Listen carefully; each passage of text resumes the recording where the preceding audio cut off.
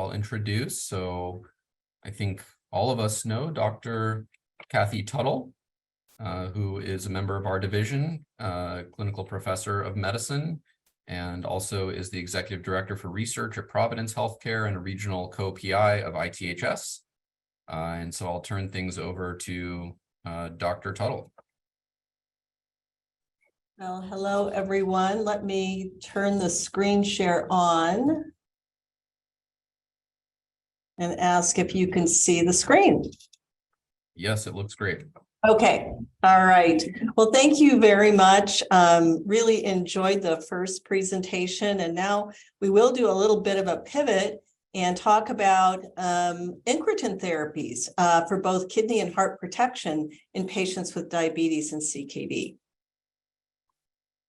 So here are my disclosures. And the goals today are to understand the scale and risks of diabetes and chronic kidney disease, and then to move into a discussion of use of GLP-1 receptor agonists for preservation of kidney function, and then comprehend the development of a dual GLP-1 and glucose-dependent insulinotropic peptide, which I, from here on, will call GIP receptor agonist, as an emerging strategy for even perhaps greater kidney protection. So let's just start with a centering moment about the enormity of this problem of diabetes and CKD. So currently there are 537 million people worldwide living with diabetes, and sadly this projection is expected to grow to 783 million by 2040. So while diabetes prevention is an aspirational goal, this is not translated in a meaningful way to communities. So truthfully, for the foreseeable future and for the rest of our lives, there will be more and more people living with diabetes, which means more and more people living with diabetic complications. Even today, 4 in 10 people with type 2 and 3 in 10 with type 1 will develop kidney disease attributed to diabetes, so-called diabetic kidney disease. And this is now responsible for half of all chronic kidney disease worldwide. And while in nephrology, our conventional focus has been on progression to kidney failure, certainly an important endpoint, the truth is that the road to kidney failure is littered with dead people. And that's because of the enormous competing risk of cardiovascular complications, atherosclerotic events, but particularly at late stage CKD, heart failure, and arrhythmic events, so that actually 90% of these people will die and only 10% will progress. So you could almost say, if someone makes it to the need for kidney replacement therapy, congratulations, you survived. So this is really a very serious matter. The other thing I'd like to point out, I think those of us who take care of patients with kidney failure recognize that actually the prevalence in our dialysis and transplant populations is more than half. In fact, USRDS shows it's 66 to 86%, depending on race and age. And that's because a number of people may develop diabetes after kidney failure. So for example, in the transplant setting, we give drugs that cause diabetes. And even in the dialysis population, many people have diabetes and another form of kidney disease, such as PKD. And I live in both the endocrine and the nephrology worlds and see patients in both clinics. And I'll just tell you, we have proportionally more people with diabetes in nephrology than in endocrinology. So take that in for a moment. This really is our problem. And in fact, the CDC just published that the prevalence of end-stage kidney disease treated by dialysis or transplant doubled to about 800,000 people over this 20-year inclusive period from 2000 to 2019, and this was primarily driven by diabetes. And here's an old paper from this division with Ian DeBoer and Mary Mafkarian, where we looked at the diabetes-related excess risk for all-cause and CVD mortality by CKD status. And as you can see that among people with diabetes and no kidney disease, there's a slightly higher rate. This is all-cause mortality, but the cardiovascular mortality graphs look exactly like this because that's what drives most of the mortality. But albuminuria, impaired GFR, both greatly amplify this risk, such that most of the excess CVD risk in people with diabetes is actually in the subset with albuminuria, low GFR, both. So even if your passion is reducing cardiovascular risk, albuminuria and GFR measurements are really critical for cardiovascular risk assessment and drive some of the interventions that we're going to talk about, including GLP-1 receptor agonists. So just to set the stage for talking about interventions, in general, we now recognize that the causes of kidney disease and diabetes are myriad. Even diabetes attributable processes include metabolic disturbances, hemodynamic disturbances, and inflammation and fibrosis. But these are really interacting factors. So for example, intermediate products of metabolic disturbances, such as reactive oxygen species and advanced glycation end products, are well-known pro-inflammatory factors that activate a series of pro-inflammatory and pro-fibrotic factor upregulation in a number of cell types within the kidney, including podocytes, mesangial cells, tubular cells, as well as myofibroblasts, and that some of these bind receptors on these cells and become a self-perpetuating process. So once SAA, for example, is upregulated, it binds RAGE. And even if you normalize glucose or blood pressure, the injury process continues. And also there are direct pathways to inflammation and fibrosis, particularly by epigenetic changes associated with diabetes, such as methylation or acetylation of histones, and direct activation of, for example, upregulation of mineralocorticoid receptors, not so much in epithelial cells, but again, in some of these cells, particularly myofibroblasts, that drive tubular interstitial inflammation and fibrosis.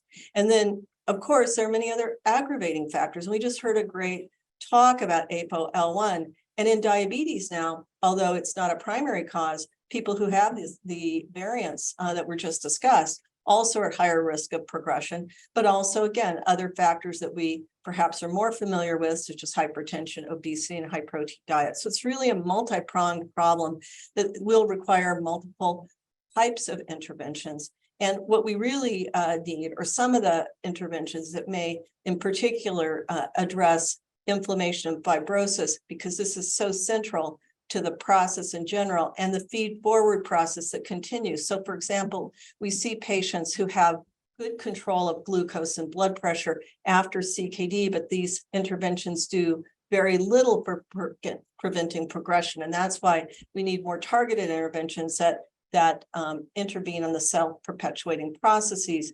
And at the level, again, of structural changes, the matrix expansion, cellular hypertrophy, and proliferation are the substrates that produce glomerulosclerosis and tubular interstitial inflammation and fibrosis. So it's important, I think, to have some conceptual framework about mechanisms, even before we talk about clinical trials. This is the big why, and this is what we're trying to interrupt.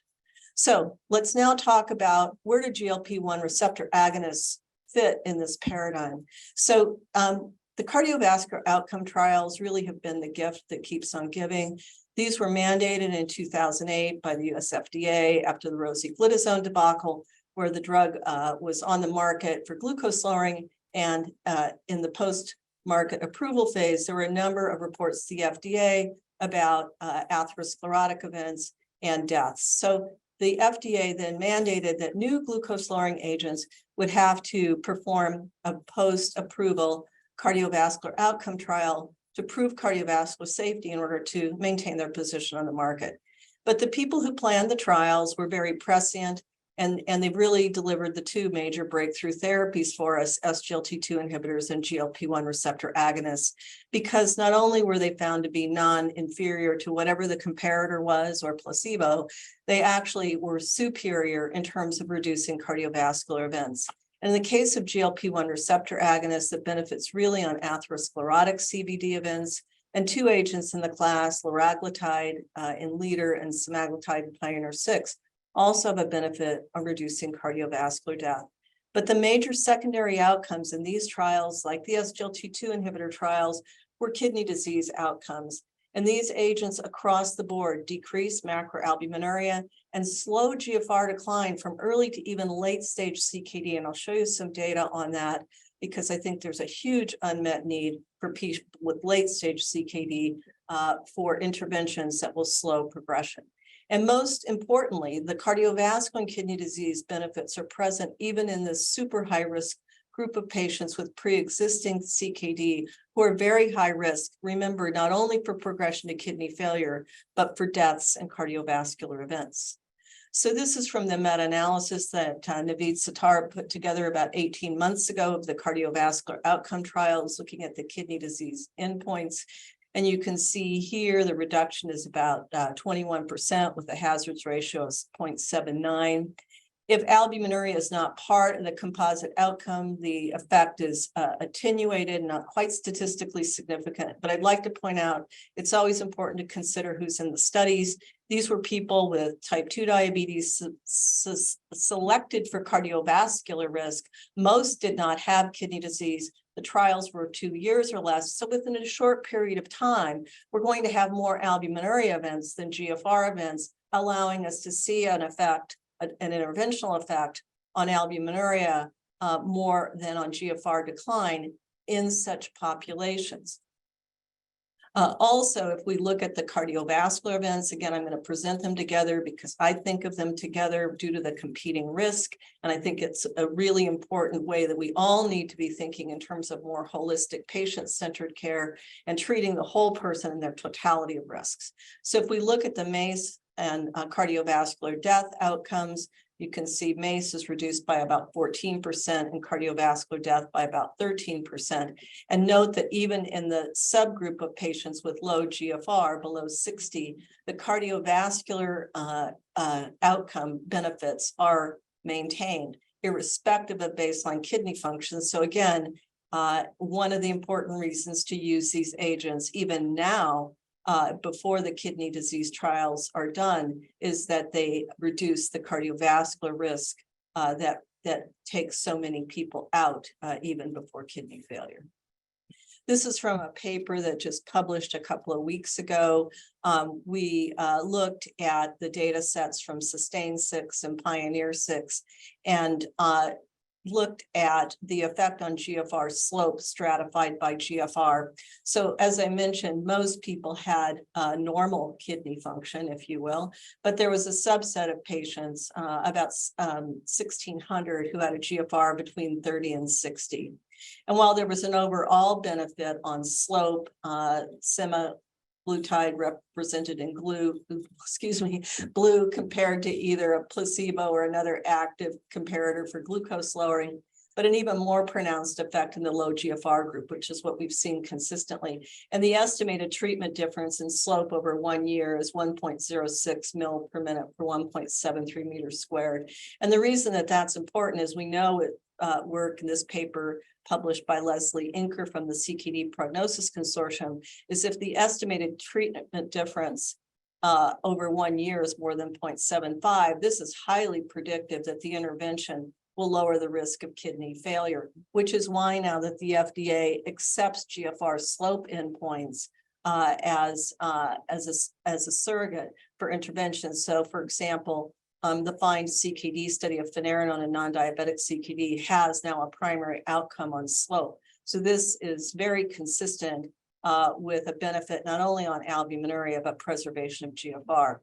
And if we dive deeper into patients with more advanced CKD, this is from the Award 7 study, which was conducted for glycemic lowering, comparing Dulaglutide and Insulin Glargine as basal therapy. And that we selected people for high CKD risk, moderate to severe CKD stages 3B and 4. So you see they come in with a mean GFR of about 35. And in this group of patients who are at high risk of progression, over 1 year, we will have substantial GFR decline as represented in the green line, which is the insulin-treated group, and no significant change over the year with either dose of Dula. And this is just the same data shown by bar graphs at the 26 and 52-week time point, with an expected decline in GFR on insulin that's essentially abrogated by either dose of Dulaglutide. This is a pre-specified but exploratory analysis looking at kidney disease endpoints that we would use in a clinical trial. And so this is looking at 40% decline events or end-stage kidney disease defined by the need for dialysis or transplant. Even though the study had about 600 patients, we had about 70 events, so not unexpected because of the high risk of the population. But you can see that actually for the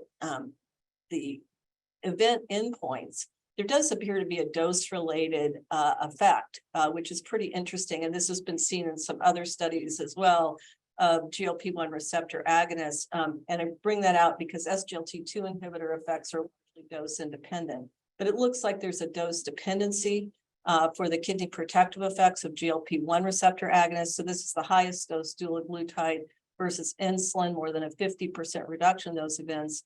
And then if we do a Kaplan-Meier plot and do time to event analysis, this is the highest dose dulaglutide versus insulin with a hazard ratio of 0.25, so 75% risk reduction. Of course, this has to be interpreted cautiously. It's exploratory, but even if this is an overestimate of the benefit, even with regression to the mean, this is really quite substantial. So it's a benefit not only on loss of GFR, but true benefit on preventing kidney failure. And because the patients had such advanced CKD, 2/3 of the events were actually kidney failure events. So even in another analysis, which I won't show you, if you pull out the 40% decline events, you see a very similar Kaplan-Meier plot. So this is mostly driven by reduction in cases of kidney failure. This was accomplished with comparable A1C lowering. So no, this is not a glucose effect. This is insulin here in gray, and then low and high dose dulaglutide in yellow and blue respectively. So they had comparable glycemic control. They also lost weight, whereas people on insulin gained weight, which is a benefit for many patients. And this was accomplished with fewer numbers of symptomatic hypoglycemic events. So not only did we see a benefit on kidney function and arguably on kidney endpoints, but it was accomplished with favorable metabolic effects and greater, in particular, greater weight loss and less hypoglycemia with comparable glycemic control to insulin. So this data has really led now to the first dedicated kidney disease outcome trial in type 2 diabetes called FLOW, testing semaglutide versus placebo in a very typical population of people with type 2 diabetes and CKD. If the GFR is as low as between 25 and 50, we allowed a lower UACR entry down to 100 milligram per gram. If it was above 50 and the range of 50 to 75, they had to have macroalbuminuria. These are the kidney disease endpoints, very typical. This trial fully enrolled 2 years ago, is expected to report out by next year at the latest. So we will know more then, but we are cautiously optimistic based on the data that led to the design of this trial. I'll now walk back to mechanisms a little bit. How might this magic be working? What does this have to do with mechanisms? Well, it turns out that there are a number now of preclinical models that have been evaluated, mostly mouse models, but both types 1 and type 2, and several models done in streptozoas and rats. But what's been very consistent is the tubulointerstitial inflammation of fibrosis in particular seems to be affected. There is also, of course, some benefit on glomerular structural changes, less mesangial expansion, more podocyte integrity, but there's a profound reduction in the tubulointerstitial inflammation of fibrosis. And it turns out that there actually are GLP-1 receptors in the kidney, although, of course, the initial focus of drug development was on the pancreas, and they're present in intrinsic cells, including the endothelium and variably in proximal tubular cells, depending on the model. We haven't published it, but in staining human cells, we have found evidence of GLP-1 in human proximal tubule segments. So in my view, they're likely to be more than one place. But not all cells in the kidney are intrinsic cells, right? They're the invaders, particularly in this inflammatory process, invading macrophages and T lymphocytes, which carry GLP-1 receptors. And when they're activated in these non-pancreatic cells, they're G-coupled protein receptors that activate cyclic AMP. Cyclic AMP suppresses NADPH and activates heme oxygenase, helps to reduce oxidative stress intracellularly, also blocks signaling for apoptosis, and activates protein kinase A, which interferes with NF-kappa B signaling. So there is biological plausibility. And to go from cartoons to a real picture, this is a model of liraglutide in Akita type 1 diabetic mice, where they administered liraglutide. And this is the mouse who received vehicle with mesangial expansion, more evidence of fibrosis in the glomerulus as measured by fibronectin immunofluorescence. The black dots are podocytes, not as many as there should be. And then you see the disruption of the glomerular basement membrane podocyte interface and widened glomerular basement membrane. Over on the far right with liraglutide alone, you see almost all of those structural changes restored toward normal, less mesangial expansion, fibronectin, more black dots, more podocytes, nice thin GBM, and the ET fingers of the podocytes right there. It turns out, though, that if you block the antioxidant or anti-inflammatory effects, that you don't get the benefits of liraglutide on the structural changes. And this was accomplished with adenylate cyclase inhibitor or PKA inhibitor. So that does provide experimental evidence to support that the GLP-1 receptor agonists are acting as I mentioned, through antioxidant and anti-inflammatory effects. Is there human evidence to support this? Yes. This actually, I'm now in this slide showing fibrosis markers, but inflammation and fibrosis, of course, are integrally linked. Inflammation leads ultimately to fibrosis. And this is from the Ward 7 study again, with the Dulaglutide groups represented in red and insulin in black.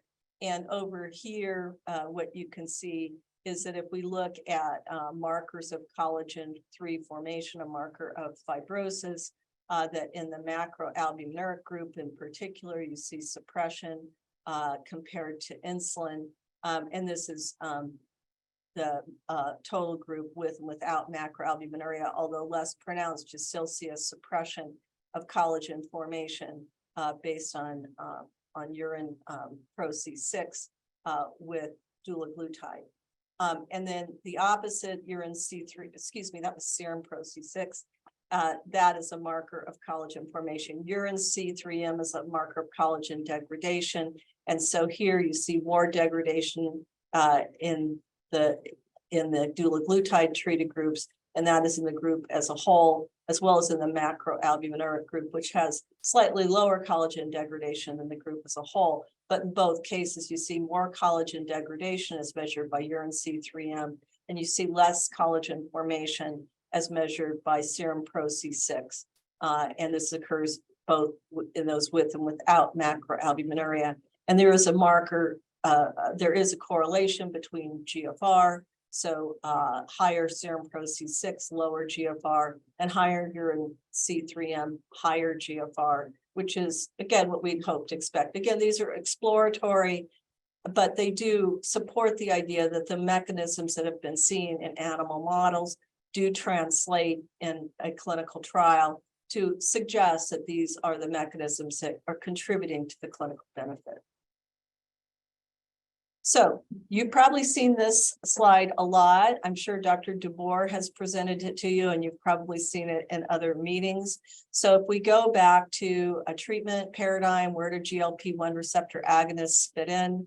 The KDIGO guidelines were updated in 2022 because of the exploding amount of knowledge in this area. Just a friendly reminder that SGLT2 inhibitors with or without metformin are now considered first-line therapy for people with type 2 diabetes and CKD, along with, of course, the conventional therapies, ACE or ARB, and a moderate or high-intensity statin, depending on cardiovascular risk.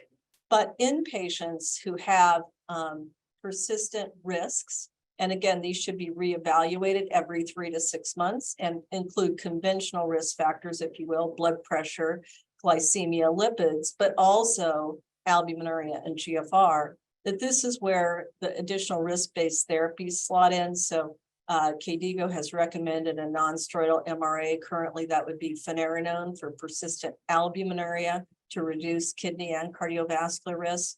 The GLP-1s sit at the same level, and currently the recommendation is to add them if they're needed for additional glycemic control. And again, I showed you Award 7 as an exemplar of how effective they are for glycemic lowering and advanced CKD, which does distinguish them from SGLT2 inhibitors, which have very little glycemic lowering efficacy with the GFR below 45.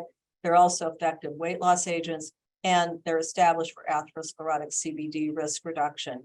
Again, we'll know more after the FLOW and SELECT style studies published. I should mention that SELECT is a large cardiovascular trial, but it enrolled people with CKD, and the primary endpoint includes kidney and cardiovascular events, and it's in people with obesity, not type 2 diabetes, and high cardiovascular risk. And SELECT will report this year, so we will have even more evidence before FLOW on kidney protection out of SELECT. So we're hopeful, and perhaps the guidelines will be updated again if those trials land. So that's kind of a lot to follow. And if we think about then applying the lessons of the day to taking care of patients, which is really what this is all about, trying to improve the care of the people we treat, maybe we could quickly go through a case of at least my vision of where these agents could fit in to the care of persons with type 2 diabetes. So this actually is a patient of mine. I did use a stock image for privacy issues, but represents the persona quite well. So this is a 42-year-old male who had type 2 diabetes diagnosed in youth at age 15. He also has obesity, hypertension, and dyslipidemia. He's on a pretty typical regimen of lisinopril, amlodipine, pravastatin, metformin, and insulin glargine. And on exam, his blood pressure is elevated, 142/94. He is obese.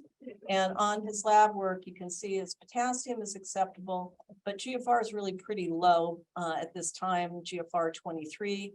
He has substantial residual macroalbuminuria at 1,400 milligram per gram. A1C is also high, 8.2%.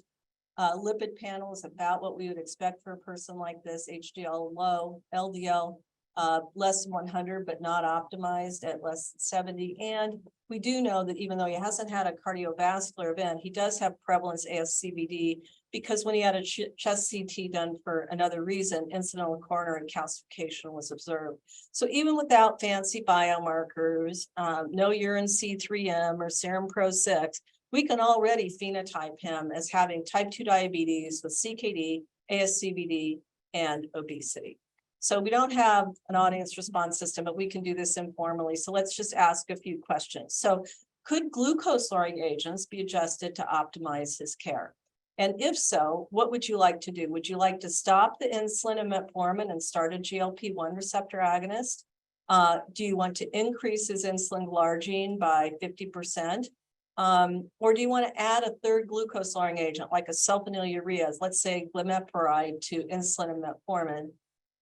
Or might you want to do more than one thing? Might you want to do both B and C, increase the insulin and add another agent? So think about that for a moment, and I'll show you what we decided to do. Dr. Tuttle, I think Danielle actually loaded these polls in. Do you want me to try to launch it here? You know what? I think in the interest of time, I can just do it like this. Okay. And then maybe we could talk about it. So what we decided to do, and this was really based on our work in Award 7 and familiarity with how effective GLP-1s are for glucose lowering, we stopped his insulin, and we needed to stop his metformin anyway, because at a GFR of 23, it's no longer considered safe and not appropriate. So we started him actually following our experience with Award 7 on Dulaglutide, but we could have used any of them. And then what other strategies can be used to optimize his care? Do you want to intensify his antihypertensive therapy to a goal of less than 130/80?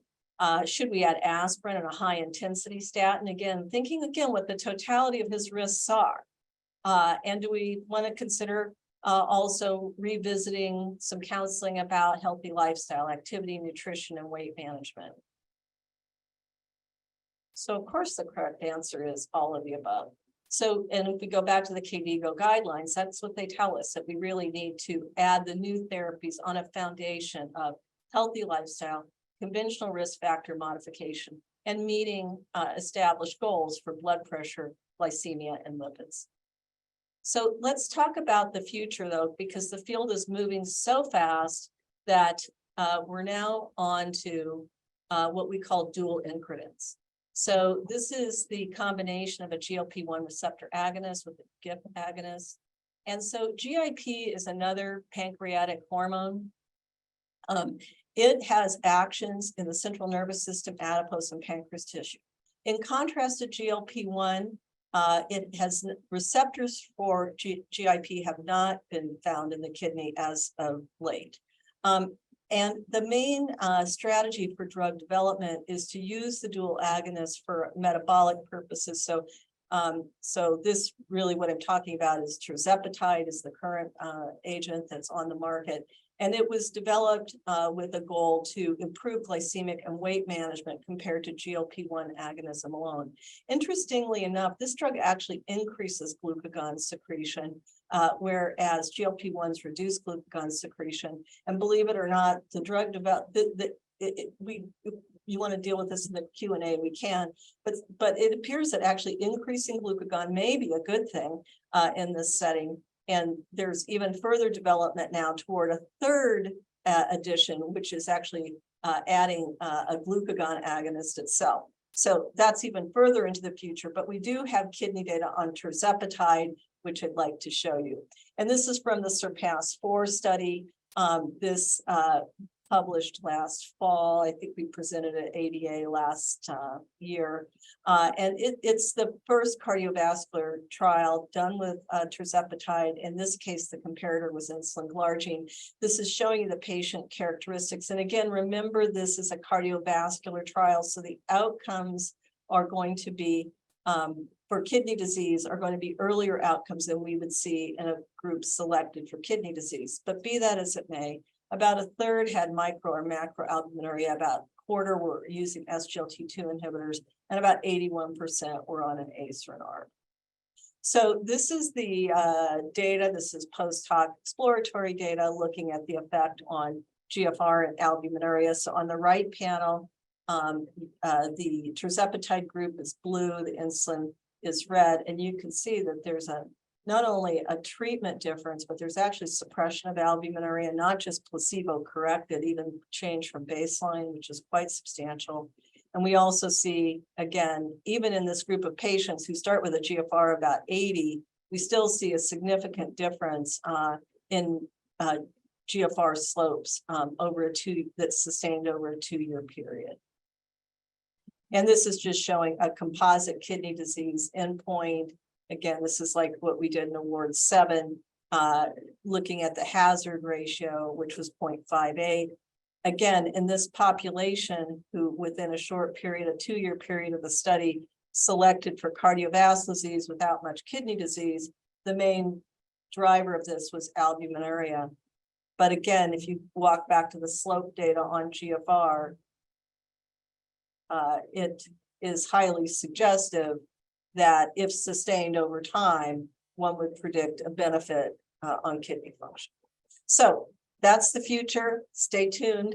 There's a large trial launching with Tirzepatide, cardiovascular outcome trial with kidney disease events as part of the primary, not unlike the SELECT trial. So this field is going to also move very, very rapidly. And it's an exciting time to have so many tools in the toolbox to address the multitude of risks that our patients experience. So can wrap up by saying that based on the cardiovascular and glycemic control trials, GLP-1 receptor agonists reduce albuminuria and slow GFR decline. And one of them, semaglutide, is under study in a dedicated kidney disease outcome trial to determine its effects in persons with diabetes and CKD. And the next wave will really be the twin incretins or dual incretin therapy with GIP-GLP agonism.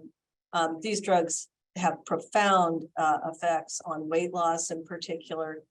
Patients are losing, up to 40 pounds in 1 year on Tirzepatide. So, these are markedly beneficial for various metabolic effects, but they're also showing highly beneficial effects on albuminuria and GFR, suggesting benefit for additive kidney protection beyond GLP-1 agonism alone.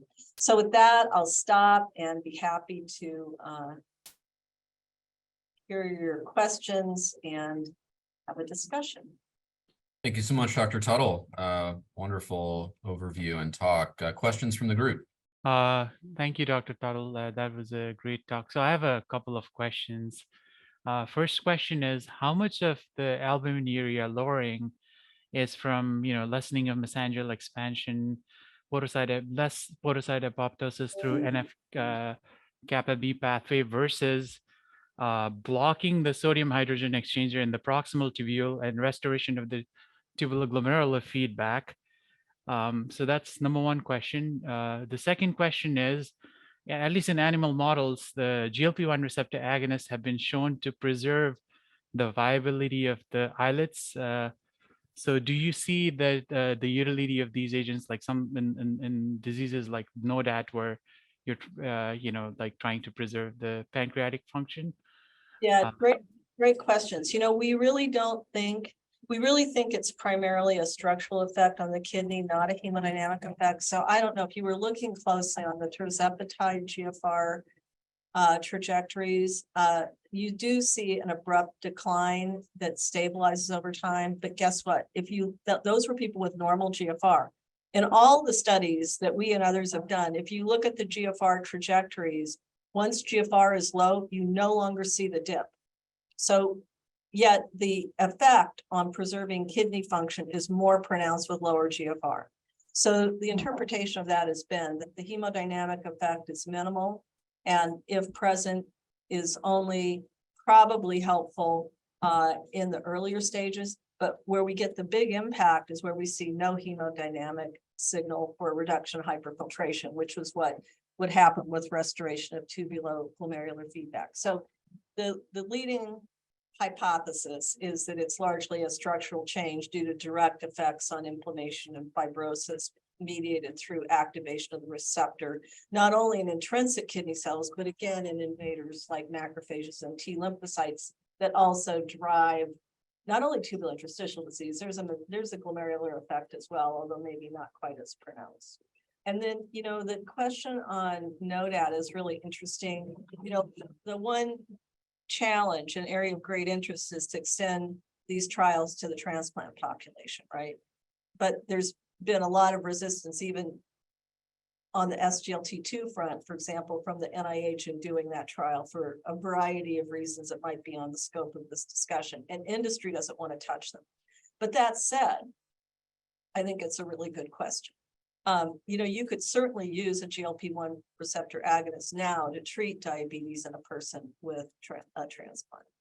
You also could use the agents to treat obesity in a person who has been transplanted or is considering transplant. In fact, that's where I use them a lot because, in this day and age, obesity in patients with advanced kidney disease is more common than being emaciated, because we've taken better care of them in other ways. And a lot of times it's great to be able to help them reach their weight goals so they can be listed for transplant. But I think that'd be a super interesting study if we could get it funded, is, to look at prevention of diabetes in the transplant population. Other questions?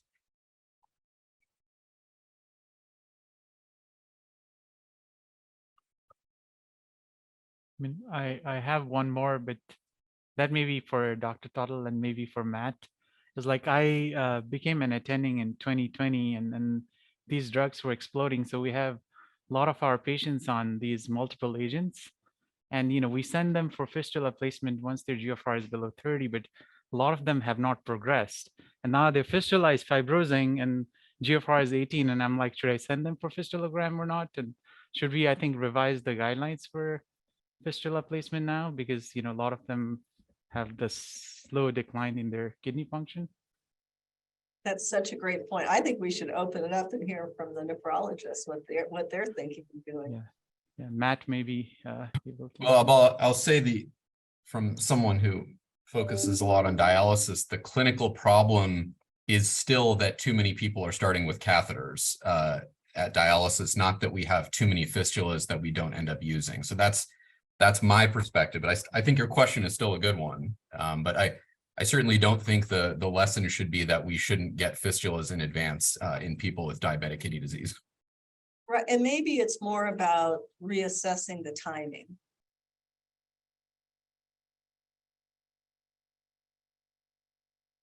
I have one question, Dr. Tuttle. Just, I think as a clinician at a safety net hospital, it can be a struggle in figuring out how to afford these medications for our patients.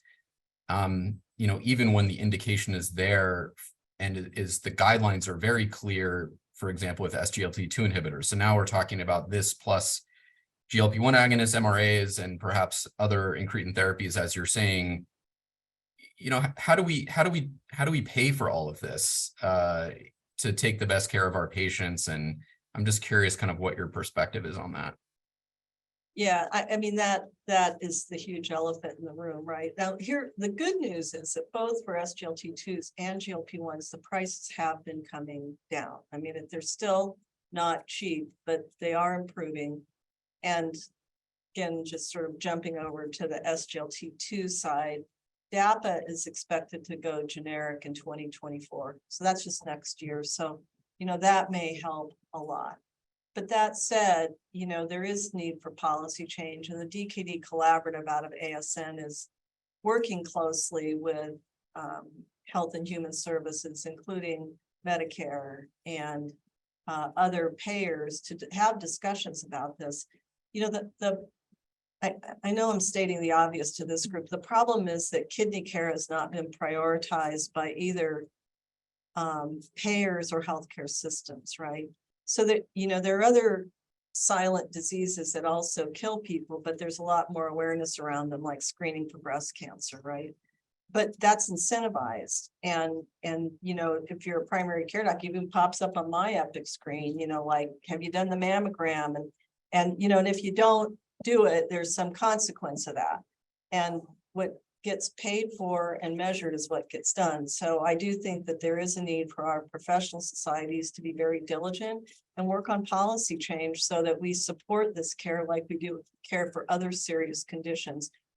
And recognizing that kidney disease is equally or more fatal to many other things that are already incentivized. And to me, this is a disparity by disease state that needs to end. I couldn't agree more. Thank you for that. Final question, anyone? Well, Dr. Tuttle, thank you as always for an inspiring talk.